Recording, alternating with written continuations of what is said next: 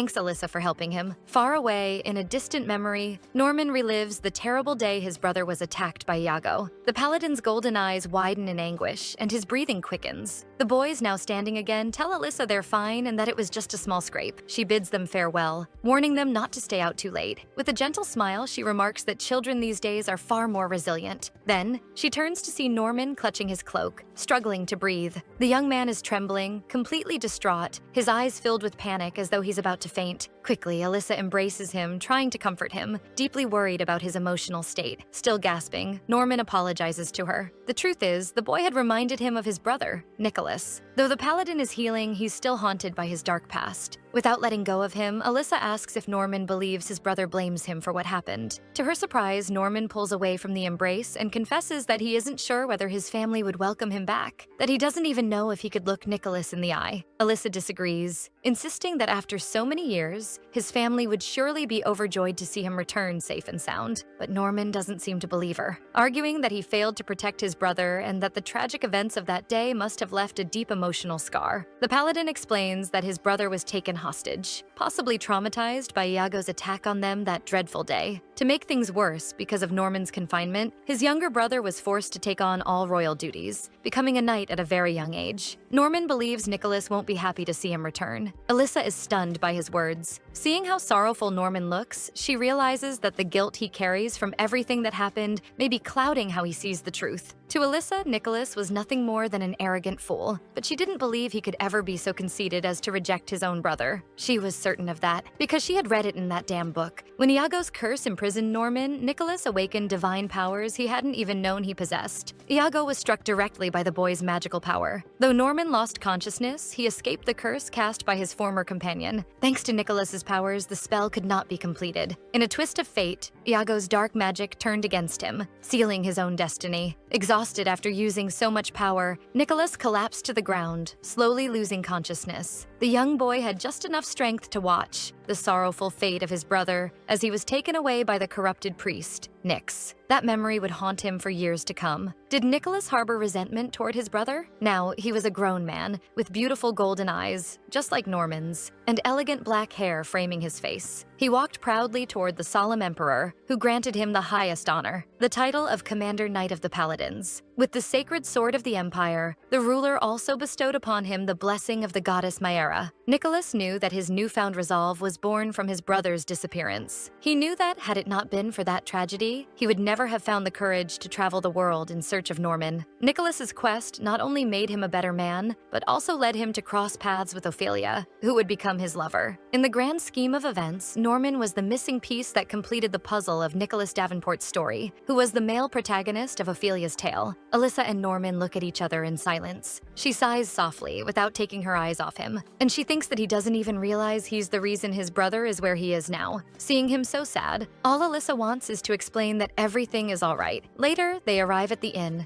In her room, sitting beside the beautiful flower crown, Alyssa deeply regrets not being able to tell Norman the truth. She wonders why she's even so upset. None of this concerns her, does it? Thinking about Norman looking so broken somehow shakes her. Our protagonist knows she can't let herself be swayed by a sad face. Frustrated, she tries to push the thoughts away. Alyssa convinces herself that her feelings stem from him being a noble heir from a great family, and that she could be blamed if something happened to him on his way home. She clenches her fists firmly. After all, Alyssa always hated when her plans didn't go as expected. Norman looks confused by the expression in Alyssa's eyes. The young woman watches him sternly without saying a word. Finally, Alyssa breaks the silence and asks to speak with him alone in her room. The door closes firmly behind them. Alyssa gets straight to the point and tells him she understands that returning to House Davenport isn't an urgent goal for him. The young man listens carefully, but a faint discomfort appears on his face. Seeing his flushed cheeks, Alyssa thinks he must be a terrible liar. She tells him that, long ago, everyone laughed at her. When after living through tragedy, she took on the responsibility of restoring the honor of House Melfont, even her nephews doubted her potential. But she continues, explaining that she had no time to listen to their nonsense, because for her, it was all or nothing. Overwhelmed with responsibilities, she did everything she could to ignore their insults. Alyssa asks Norman if he thinks she should have listened to those cruel words and left what remained of House Melfont for the vultures. He immediately answers, no. The young woman pauses for a moment, then tells him that no one can change what displeases them if they do nothing about it. Norman listens intently, absorbing every word she says. Then, with determination in her eyes, Alyssa asks the paladin if he wants his brother to spend the rest of his life holding on to resentment. The young man, his voice barely above a whisper, answers no. So Alyssa declares that it's his duty to go after him. Clutching her dress, she tells him that if coming back alive isn't enough for Nicholas, then the paladin must find new ways to reconnect with his brother. She asks if she's made herself clear enough. Now smiling, his mood much lighter, Norman says yes. She returns the smile warmly, but then she grows uneasy and wonders why he always looks at her that way. Interrupting the tender moment between them, someone suddenly bangs loudly on the door. Both are caught off guard by the intrusion. Alyssa tries to compose herself after sharing a soft moment with Norman. Norman opens the door, and standing there is Lady Stan. The older woman beams with delight at the sight of them together, holding a tray filled with little snacks. Alyssa clears her throat lightly while thanking her for the refreshments. Lady Stan's eyes immediately catch on to the atmosphere between them. She approaches Norman and, not very discreetly, tells him to seize the opportunity. The two were young and attractive. There was no reason to be so shy. Alyssa strongly disapproves of that talk. Our protagonist quickly grabs Lady Stan by the shoulder. Leaving the room at once, Alyssa tells Norman that she and Lady Stan have matters to discuss in private and wishes him good night. The two women hurry out of the room, leaving Norman standing there speechless. As he watches them go, he can't help but smile sweetly. Alyssa corners Lady Stan against the wall, slapping her hand beside her. Puzzled, the older woman asks what the problem is. Alyssa orders her to stop whatever she's scheming right this instant. Now, boldly, Lady Stan tells Alyssa to reconsider the situation. After all, that arranged fiancé of hers, Philip, only cared about spending her money on lovers and drink. Lady Stan asks the young woman if she truly wants to marry such a man. He's not even that handsome. Unlike him, Norman Davenport is the heir of a good family, whose fortune has remained intact year after year. Besides, he's handsome, well-mannered, and utterly charming. Couldn't Alyssa consider him a far more suitable match? Despite Lady Stan's excellent arguments, Alyssa reminds her that she could never marry someone so publicly known. Clenching her fist firmly, she declares that she wouldn't accept it under any other terms. A powerful husband could become an obstacle to her nephew Alfred's future plans, and she would never let anyone stand between her nephew and his birthright. The older woman listens as Alyssa continues, saying it's rather rude of Lady Stan to keep pushing Norman toward her. After all, he isn't even romantically interested in her. Our protagonist demands that Lady Stan promise to stop her matchmaking attempts, which leaves the woman visibly emotional. However, while talking with Stan, Alyssa misses one crucial detail. She turns and sees Norman standing right there beside them. Apparently, he had overheard the entire conversation between the two women. Alyssa freezes, utterly flustered by his presence. She can't find words to react. Later, the three share dinner together in a modest room. The atmosphere between them is awkward. Lady Stan eats her meal in silence. Finally, Norman breaks it, asking what kind of man Alyssa's fiancé is. Both women are startled by the question. Trying to sound casual, Alyssa explains that Philip is a nobleman from a minor house in the western region of the empire. She tells him that the family name is Morfuck. Norman repeats the name seriously. While cutting her food, Alyssa tells him that eventually he should find a suitable companion once he returns to his family. But he only replies that it won't be easy. The man is convinced that no woman would want to marry someone like him. Before his disappearance, Norman had been engaged to a noble lady. The young woman was Princess Calliope, a promising lady of the throne. Norman, the most sought-after bachelor in the empire, and a noble princess like her made a dazzling couple wherever they went. However, after the paladin's disappearance, the princess, heartbroken, met a tragic end. That was the official story. But it didn't align with what Alyssa had read in Ophelia's Book of Life. The truth was that Calliope had been seduced by a dark force, falling into the cult of shadow worshippers devoted to Arpho. She had been corrupted by the same vile being that brought misfortune upon Alyssa's family, Nyx. The princess became deaf to anything outside Nyx's sinister influence. She had created a cursed ritual for reasons even the book refused to reveal. That ritual was responsible for awakening the seed of envy in one man in particular, Iago, Norman's former battle companion. Thus, Norman's capture had been orchestrated by the very woman who was once meant to be his wife. Alyssa can hardly bear the thought that she once told Norman about the side effects that claimed the princess's life in the end. The protagonist apologizes, saying she should have had the courtesy to remember the princess. Norman gently tells her there's no need to worry. He tells her that his former engagement had been more about political arrangements, and after such a tragedy, seeking another princess for marriage would have caused an uproar. He had distanced himself from nobility, and that was surely the reason why. Alyssa feels a heavy wave of guilt for bringing up the topic, but then she hears him say something. Norman declares that he's honestly flattered to discover he's the most insignificant bachelor in the empire. Like us, Alyssa is completely baffled by what he just said. According to her own recollection, only a few minutes earlier, she had said that the more insignificant her husband, the better. Completely stunned, she finally realizes he's repeating her words. The two stare at each other for a few seconds. Alyssa can't believe it. She's definitely placing too much importance on his words. Our protagonist tries to fix the situation, telling him that he's far too modest, and that once he returns to his family, there will be plenty of young ladies eager to marry him. Norman complains that if that's the case, how could he possibly marry a woman he doesn't even know? How could people live happily in arranged marriages? Alyssa gives him a stern lesson, arguing that even if some wished for it, marriages born of love existed only in fairy tales. In real life, people were forced into unions for political reasons. However, he interrupts her, saying he's realized that she too would like to marry for love. Sweetly, he tells her that one day her wish will come true, leaving Alyssa utterly flustered. Beside the young woman, Lady Stan casts her a very suspicious look. Then, they're all interrupted by someone bursting suddenly into the inn. Alyssa immediately recognizes that voice. Everyone is caught off guard by the man's arrival. Norman's expression shows his shock. Before his eyes, a large, muscular man with long red hair grabs Alyssa from behind, calling her, "My Alyssa." It's Garen, one of the representatives of the Romdak Guild. Upon seeing Alyssa, he gives her a very interested smile. He impatiently drums his fingers on the table. Breaking the silence of astonishment, he sits beside her and asks if she missed him. Annoyed, Alyssa asks why on earth she would. After all, he's supposed to be her hunting dog, not a lapdog. Norman watches them uncertainly. Garen laughs at the phrase hunting dog used by the young woman. The paladin grows tense. The red-haired man continues, saying that no matter the kind of dog, it always wags its tail when it sees its master. To tease her further, Garen gives a little hip wiggle for her to see. He continues, saying, since she'd been gone for so long, she owed him more hugs. Despite his shameless and talkative demeanor, Garen is undeniably attractive. Norman watches the scene, completely stunned. The paladin suddenly stands up from the table, but before he can act, Alyssa kicks Garen square in the face, shouting that if he tries to hug her again, he'll regret it. Lady Stan, approaching with a cup of tea, says he very much deserved Alyssa's blow.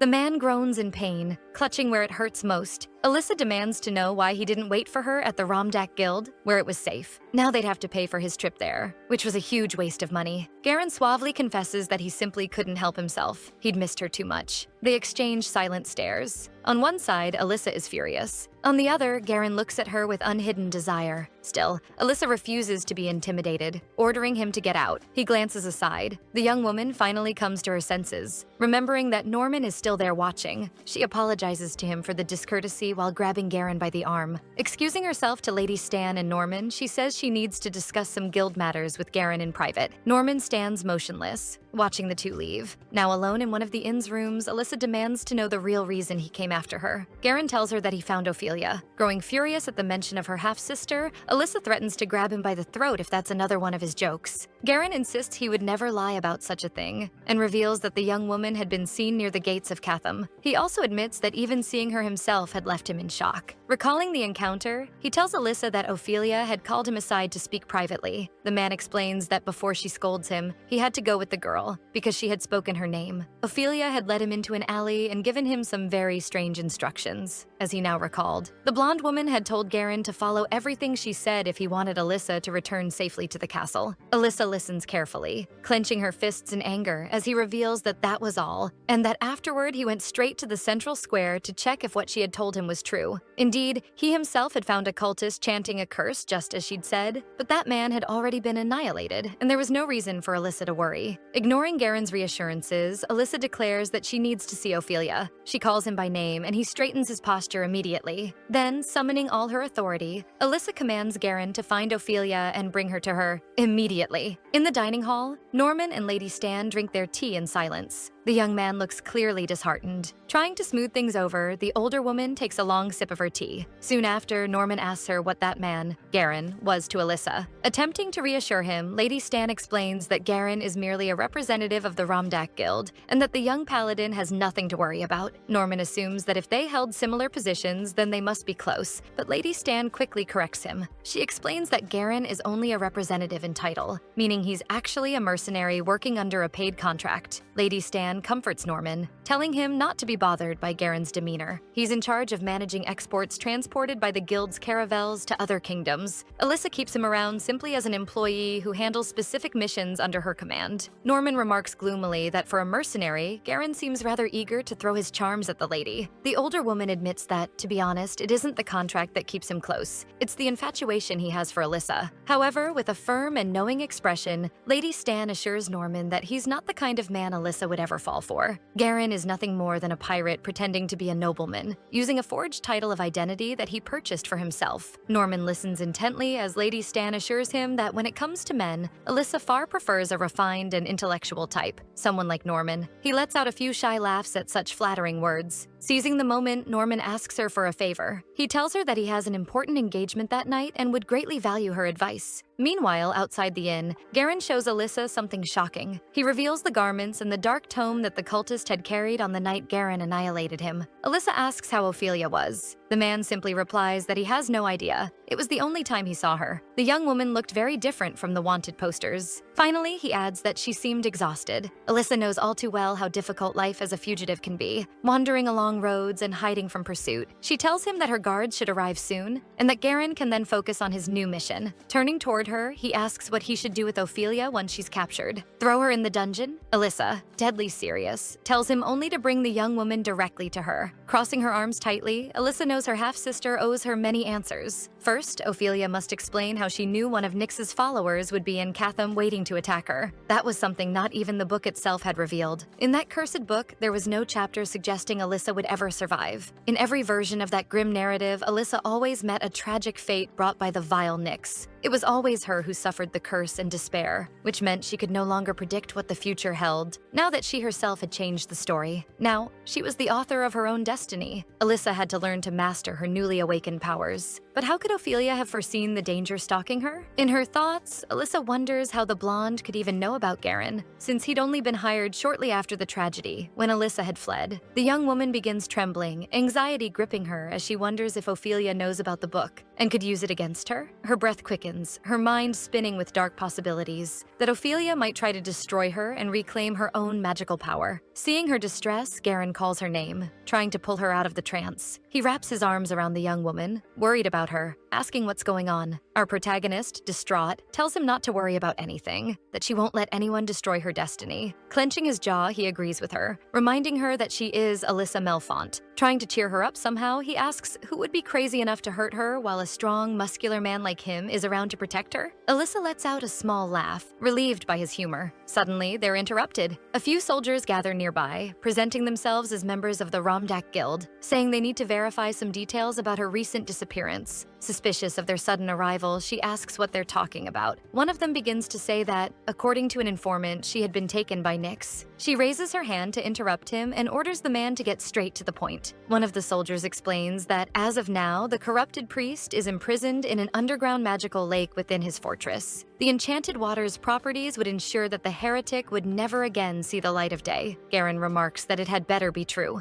Alyssa reflects that if Nyx really has been captured, there's no reason to rush back to the castle. She could use that extra time as a precaution. Standing before her, Garen asks the soldier where exactly Nyx is being held. The man, a bit clumsy, admits that he doesn't know the name of the place since he's unfamiliar with it, to which Alyssa responds, Tantaros. Both men look confused and ask how she could possibly know that. She glares back at them with clear annoyance. Then she tells them it was the very place where she herself had once been imprisoned. The young woman asks who located Nyx in Tantaros. The soldier answers that it was Nicholas Davenport, captain of the Paladins. Alyssa swallows hard upon hearing that revelation. Of course, Nicholas must have learned of that place because Ophelia told him. He must be collaborating with her to prevent Alyssa's capture. Even so, Alyssa wonders how Ophelia managed to find Tantaros in the first place. Evening arrives under a beautiful orange sky. The inn is peaceful. Though Garen insists on accompanying her back to the castle, Alyssa refuses, saying there's nothing to worry about and that he should return to his duties. Running a hand through his hair, he curses the contract and his obligations. He grumbles that he's leaving, if that's what she wants, and walks away. Alyssa's expression softens with sadness, perhaps worried about what lies ahead. She lets out a long sigh. In the book she had found within her dreams, she had learned that Ophelia only discovered Tantaros after yet another of Nyx's vile acts. And by the time the young woman arrived there, it was already too late. Nyx made a point of sending little notes along with the horrific surprises he prepared for Ophelia. All of it was part of his theatrical cruelty, designed to create a dramatic effect the moment the blonde arrived and saw the priest ending her half-sister's life. According to the flow of the story, Ophelia had gone to the fortress specifically to save Alyssa, because without her, there was no way the young woman could have known about that dark place. But it seemed that this time, Ophelia had gone there anyway. How much more of that story was Alyssa destined to uncover? She truly hoped Ophelia wouldn't appear now to reclaim her powers. The young woman closes the door to her chambers. In a room lit only by moonlight, Alyssa sits silently, lost in thought over her discoveries. Then something catches her eye. On her desk rests a delicate Teresia flower. As a few petals drift through the air, Alyssa notices something important. Her violet eyes widen in shock. Behind a sheer curtain, Ophelia, her half-sister, speaks softly, telling Alyssa that she's always looked so beautiful adorned with Teresias, as if the flowers had been created just for her. Alyssa's heart begins to pound violently in her chest. She orders Ophelia to step out from behind the curtains. The blonde moves gracefully through the room. Wearing a beautiful white gown and a regal posture, Ophelia silently observes her sister, Alyssa. Trying to reconnect, Ophelia says it's been such a long time since they last saw each other. Alyssa is tormented by the young woman's presence. Her eyes fill with tears as she clutches her dress tightly. She lets out a horrified scream, her eyes wide with fear. Memories of Nyx's cruelties flood back, and of how his sword had sealed Alyssa's end. In that dark past, Ophelia had been shattered, clinging to the remnants of the happy life she once had. All those tragedies had been the sparks that ignited Ophelia's divine powers, fulfilling the prophecy written in the book. Alyssa starts to feel faint, sobbing and trembling. She covers her face with her hands. Worried for her half-sister, Ophelia steps closer, trying to help her, but Alyssa refuses the approach, ordering the blonde to stay away, leaving the other girl hurt. Alyssa places a hand on her back, searching for something hidden beneath her dress. In a swift motion, she strikes, catching Ophelia completely off guard. Even after slicing a fine cut across Ophelia's neck, Alyssa keeps the dagger pressed close. She commands her half-sister not to take another step, or she'll end her right there. The blue-eyed blonde is utterly confused by such a brutal reception. Alyssa's gaze burns with fury and resentment. In a fleeting memory, she recalls Norman telling her he'd do anything to always stay by her side. But if something unforeseen ever happened, then he hid a small dagger inside Alyssa's dress. He asked her to always keep it with her, hoping she would never need to unsheath it. Sadly, not even Norman could have foreseen such a cruel twist of fate. That day, when the castle had fallen into ruin, Ophelia had fled cowardly, leaving Alyssa and Alfred to die among the rubble. It was she who had destroyed their friendship, not Alyssa. Our furious protagonist keeps the blade pressed at her sister's throat. According to the book, Alyssa's end would come so long as her half-sister still lived. Alyssa demands to know how Ophelia found her. The blonde tries to answer, saying Alyssa is too agitated and that they should calm down and talk. Alyssa snaps at her to shut up. She orders Ophelia to stop pretending she cares. Tears of rage blur Alyssa's vision. Her sister's feigned kindness makes her sick. Ophelia tries to defend herself, insisting she'd never hurt her and that Alyssa knows that. Alyssa steps closer, asking what her real intentions are. Ophelia pleads that she only wanted to keep her away from danger. But Alyssa, sharper than ever, doesn't believe a word. Recalling what she read in that cursed book, Alyssa seizes the girl's arm tightly. She tells her that because of her, she's the one in danger. Then she shoves Ophelia to the floor, pinning her wrists. Our protagonist glares down at her half-sister, furious. And then, she notices something crucial. Ophelia is completely defenseless. She hasn't used her powers to protect herself. Alyssa knows that no matter how much time passes, the pages of that book have branded her mind. She remembers every scene vividly. She recalls a passage where Nicholas and Ophelia were crossing the forest. A follower of Nyx had ambushed them, startling the young woman. Nicholas had swiftly slain the attacker, but he was surprised she hadn't used her powers to protect them. She'd injured her arm during that ambush, and as far as Alyssa knew, the girl's arm had never fully healed. It lacked the magic to recover. Now Alyssa understands. All of these events were predestined, so she asks Ophelia if her arm is still wounded. Ophelia, wide-eyed, demands to know how Alyssa could possibly know that. Through tears, she cries that Alyssa shouldn't know any of this. Alyssa ignores her sobbing and asks whether it was supposed to be a secret, or if it's Ophelia's divine powers that still keep her alive. Or worse, Alyssa asks if she's implying that she should have been gone long ago. Unmoved by her sister's tears, Alyssa asks if she realizes that the end of her fate might be the only salvation left. The blonde swears she'll never let anything bad happen to Alyssa. Our protagonist then realizes that her half-sister has sealed her own fate. Gripping the dagger tightly, Alyssa wishes she'd never found that damn book. For Alyssa to live, Ophelia's story had to be erased. She raises the dagger swiftly. The blade descends toward the blonde's face. Alyssa thinks, the last 10 years of her life cannot have been written as a meaningless mission. She drives the blade into the floor beside Ophelia's cheek, revealing that her sister should know the Elder One could never truly kill her. Our protagonist tells her there's no chance she'd survive if Ophelia were to die. The blonde's eyes fill with tears, overflowing with emotion. She begins to beg Alyssa for forgiveness. But our protagonist, clever as ever, won't let anything slip. She orders Ophelia to stop crying, because because that's not why she came. Pulling the girl closer, Alyssa tells her she has many questions, and it would be best if Ophelia hid nothing from her. Ophelia stares back silently with her large blue eyes. Alyssa asks the young woman if there's any way she can control those divine powers and still survive until the end. Tormented, our protagonist repeats the question. Would Ophelia tell her in what ways she could control her powers? Ophelia doesn't seem to understand what she's talking about, so Alyssa clarifies that she's referring to the miraculous powers Ophelia takes such pride in. Back in Tantaros, in the middle of danger, she had managed to awaken those powers, and that was how she saved her life. Ophelia is stunned to learn that Alyssa accomplished such a feat. Alyssa declares that thanks to those powers, she's standing there in that very room. And because of that, she wants to live a long, healthy, and happy life. So Ophelia had better tell her everything. The blonde girl begins to speak. The secret to summoning the powers, she says, is to call for her from the depths of her heart. That statement leaves Alyssa speechless. She asks what exactly Ophelia means by that. Ophelia touches Alyssa's face, noticing how flushed she is, and recalls that when they were children, her sister often suffered from fevers. But Alyssa doesn't soften at all. She slaps Ophelia's hand away, telling her to answer the question and mind her own business. Ophelia shrinks back and admits that leaving her powers with Alyssa carried great risk. Nyx would turn his attention toward her, bringing danger, and possibly even more destruction. And beyond that, they had to consider how long it would take for Alyssa to learn to control it. Because of that, Ophelia had placed a special spell upon her, one that would keep the powers dormant until Alyssa called for her from the depths of her heart. The room falls silent. Then Alyssa realizes that Ophelia must have sensed her call the day she escaped from Nyx's fortress. Clutching the bedsheet with a tight fist, she says that it will never happen again, to which Ophelia agrees, saying she hopes not either, for activating the powers means imminent danger. Glaring at her half-sister with a threatening expression, Alyssa accuses Ophelia of knowing that the priest Nyx and his followers were sacrificing human lives in Tantaros. Why hadn't she tried to save them too? Ophelia hesitates and admits she couldn't risk herself again. She confesses to her half-sister that she had no choice. She had to wait for Alyssa to act first. Alyssa snaps back that none of that makes any sense. Crying again,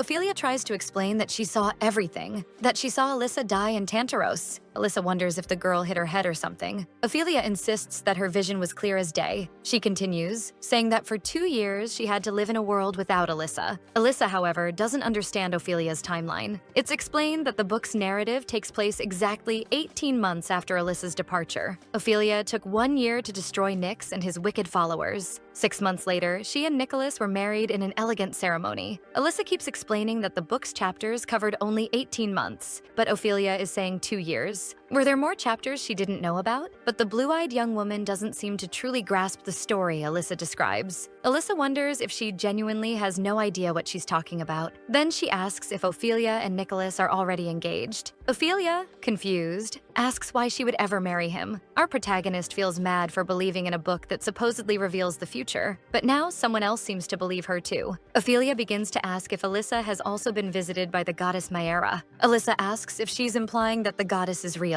At last, she understands that their sources of power must differ, but Ophelia might still hold crucial information. As she drifts from her sister's words, Alyssa glances at her own hand, though Ophelia keeps asking her questions. Now, Alyssa is certain that the future Ophelia saw is directly tied to her own death. For Alyssa, that future no longer matters, because she's alive, and that means Ophelia's secrets are useless now. The young woman rises from where she sits and orders Ophelia to get out. Then someone knocks on the door, announcing that a letter has arrived for Alyssa. She commands whoever it is to wait outside. Alyssa tells her half-sister that she's heard enough, leaving Ophelia deeply saddened. Our protagonist points to the door again, making it clear that Ophelia should leave. Alyssa asks if Ophelia has forgotten how she abandoned her, and baby Alfred, amid the ruins and destruction. Above all else, they could never be family. She slams her fist against the wall, ordering the blonde to leave, and declares that she's no longer that fragile, frightened little girl who needed constant protection. Alyssa says she can't even stand to look at Ophelia's face, and that the young woman should leave the Empire altogether. She never wants to see her again. Outside the room, a few people knock on the door, asking if Alyssa is all right. Some of the men suggest opening it to make sure nothing has happened. Quickly, Ophelia brushes past Alyssa. Enraged, Alyssa demands to know what she thinks she's doing. Ophelia whispers for her to remember that she will always have someone who would do anything for her happiness. Their hands touch for just a moment. One of the soldiers suddenly bursts the door open, only to find Alyssa standing there alone, staring at the curtains swaying in the wind. Our protagonist looks down at something in her hand. Ophelia had left behind a mysterious note. And that's it for today, everyone. I hope you enjoyed this story. I don't know about you, but the tension between the two of them gave me chills. Do you think Alyssa was right to drive Ophelia away? Or did she just make a mistake that's going to cost her dearly later? If you want more, don't forget to like the video and subscribe so you won't miss any new uploads. The name of this manhwa is Rewriting My Tragic Ending, and our recap went up to chapter 28. Kisses, and see you next time.